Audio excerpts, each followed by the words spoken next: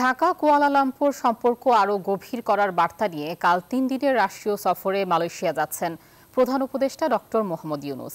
বুধবার মালয়েশিয়ার প্রধানমন্ত্রীর সঙ্গে রয়েছে দ্বিপাক্ষিক বৈঠক।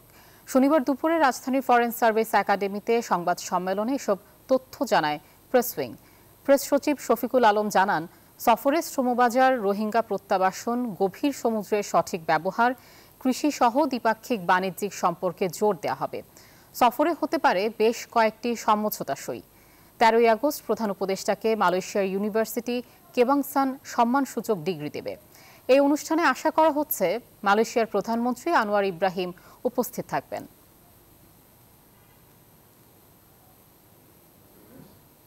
মালয়েশিয়া আমাদের খুবই একটা important source of recruitment, overseas recruitment, এবং এই জায়গায় যে মালয়েশিয়ায় যে মাইগ্রেশনের আমরা যাতে তাদের সাথে আমাদের এমন একটা জায়গায় নিয়ে যেতে পারি যার জন্য মালয়েশিয়া যাতে বাংলাদেশের উপর থেকে তাদের সর্বোচ্চ সংখ্যক জনশক্তি বাংলাদেশের থেকে নেয়। তো এই বিষয়ে অনেকগুলো আলাপগুলো হবে এবং এইটার আলোকে কিছু এগ্রিমেন্টও সাইন হবে।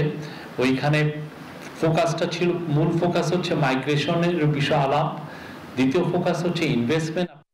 হিরন আরও মিনারেল ওয়াটার মাত্র 50 পয়সায় প্রতি লিটার।